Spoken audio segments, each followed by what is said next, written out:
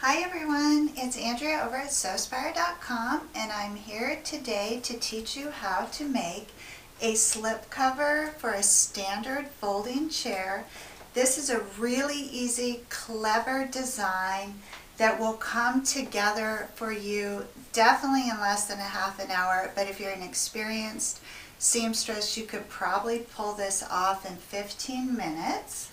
This is my original design, and I love it because it covers the back, and you saw it covers the front, and then it has this cute little flap here.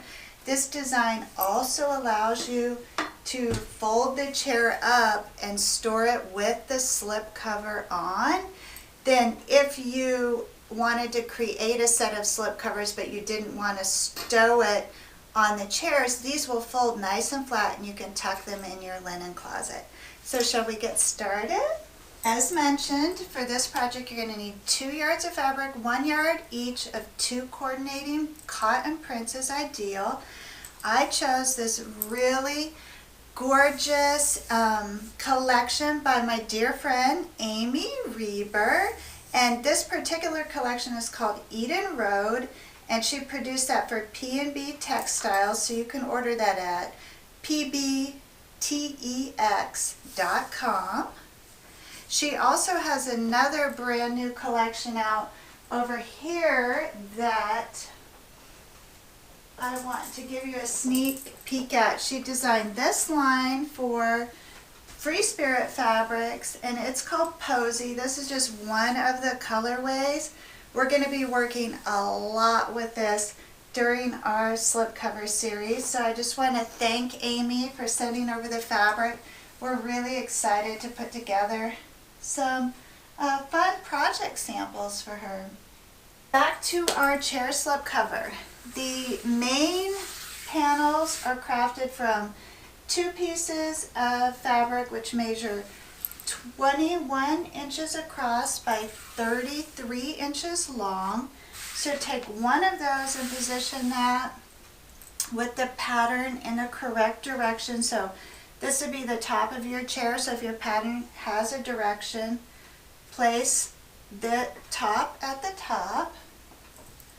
Then you're going to need 2 pieces of the accent fabric which measure 21 inches across by 18 inches tall.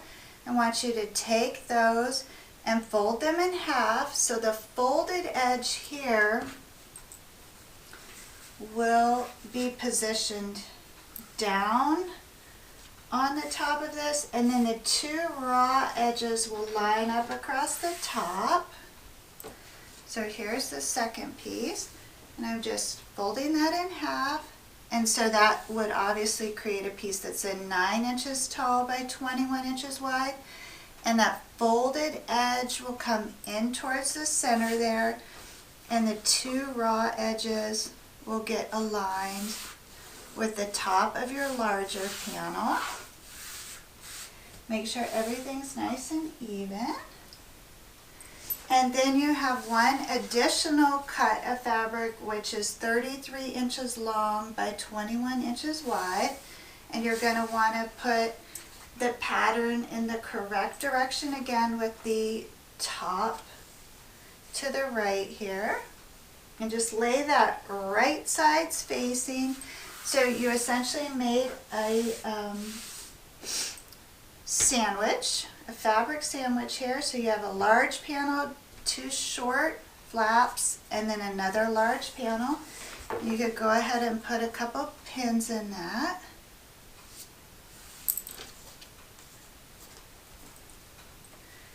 Make sure you're going through all the layers. And then since this is the top, we want to slightly round those top corners because most folded chairs have a rounded top. If for some reason your chair doesn't, then you can skip this top and you'd have a very, or you can skip this portion of the rounding and you would have a very nice, neat, square top for that. So the easiest way to round it is to fold all of this fabric in half And then you just need a slight angle here. So I'm measuring in 3 inches from the edge and 6 inches down. And I'm just going to use a rotary cutter and a blade there. So I'm going to work on the X and Y axis from 3 to 6. And I'm just going to cut off all of that fabric.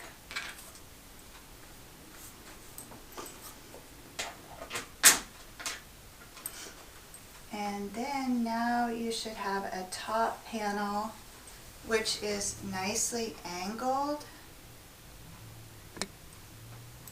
And so we definitely know that the top is the angled portion. I'm going to head over to the machine and I'm going to stitch up the long side, across the angle, across the top, back down the angle, and back down to the base. I'm going to reinforce at the beginning and the end with a back stitch, and I'm using 1/2 inch seam allowance.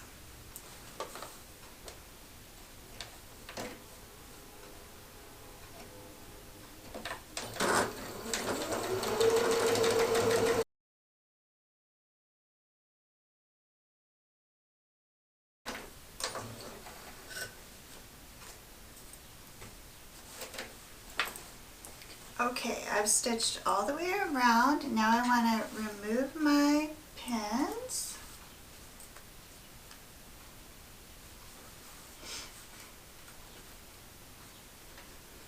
And then we're going to turn this right side out.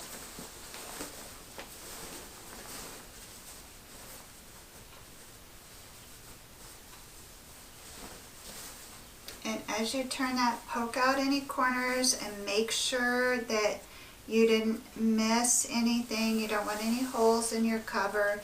Now is a great time if you see that you did accidentally miss something or your seam allowance wasn't continuous. You can go back, turn that around and fix it. This looks good. So I have here, we have the top. And currently both flaps are on the same side there. So we have the top angle portion here, and I just want you to straighten out this bottom open portion with your fingers there and just flatten everything nice and smooth, and then stitch across that bottom raw edge to encase all 4 layers.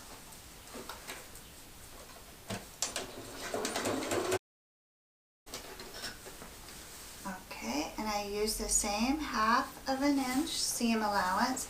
Now reach inside and flip that layer to the back side so that that raw edge is hidden underneath there, and poke out those corners.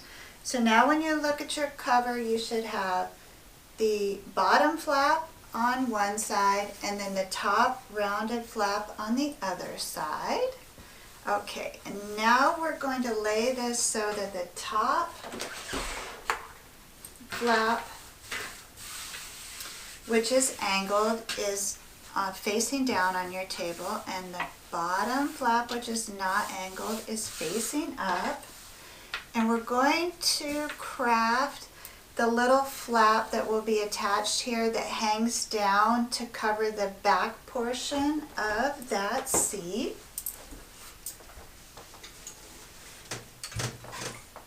And this is crafted from one piece of fabric which measures 18 inches wide by 16 inches tall.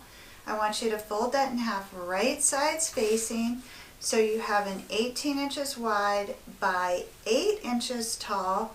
Go ahead and stitch using a 3/8 inch seam allowance down both sides, back stitching at the beginning and the end.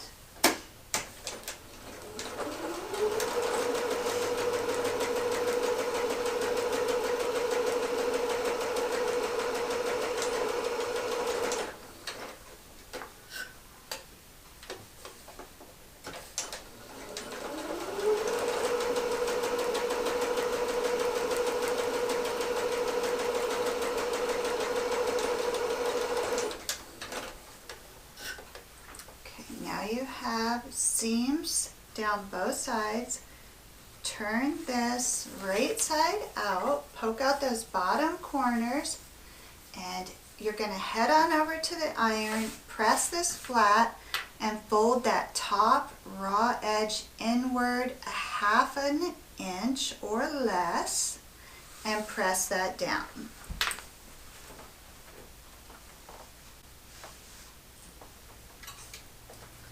Alright, now I have a nicely finished rectangle here. So there's that open edge with the seam pressed inward. You're going to position that 15 inches up from this bottom portion, this unangled portion of your cover. So I have a mat here that has the 15-inch mark on it, so that makes it much easier for me.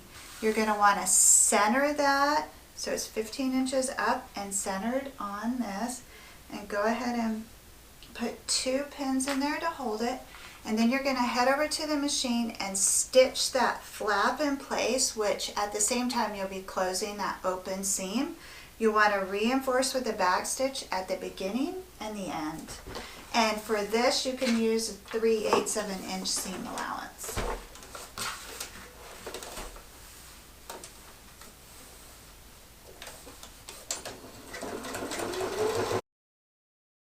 Very nice. So now you should have something that looks like this. You've got on the front with your angle portion at the top, you have one flap, and then on the back you have your bottom flap, and then this little flap which we just added that should be hanging free there. You can't see that very good.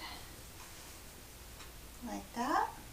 Okay, I'm going to bring up a chair here and show you how you slip this on. There's actually 2 ways that you can wear this slip cover or style this slip cover, so that makes it even more versatile. I have here what otherwise would just be an ooey black and gray folding chair. Not very happy, right? And up until now, this is what I make my sewing students who come into the studio to learn how to sew sit on. So they're going to be really excited to see some pretty chairs next time. All right, so we know the top portion is the angled portion. So you will, if you like the way I have it styled on the chair I showed you in the beginning, you'll slip that on from the back and then bring your fabric through to the seat there. And well, it just slipped right on for me, but you can see I just fit that right underneath there, and then put your seat down and you kind of just push that part back, and now I'll turn it around for you. It's so cute. I think I like this one even better than the one I showed you in the beginning, but this fabric is gorgeous. Amy did an awesome job. So you have that great little flap there. Now I want to show you quickly, if you would like to style it another way, lift that off. This top flap here, you can reverse and wear that on the back of the chair. So if you'd like just one fabric in the front, that totally works, and it gives you a real versatile look. And then from the back, I'll show you, you see the 2 accent prints. So those are both really, really cute ways to use this slip cover. So I hope you enjoyed this project. Our next project is going to complement these slip covers for the chair. I have a pretty idea for a tablecloth that will cover the card table I have that matches these chairs. So I'll be back next week to show you how to make a beautiful tablecloth from these same fabrics so that we have a nice set. Until then, please know the creative genius in me salutes the creative genius in you. Have a beautiful day, everyone.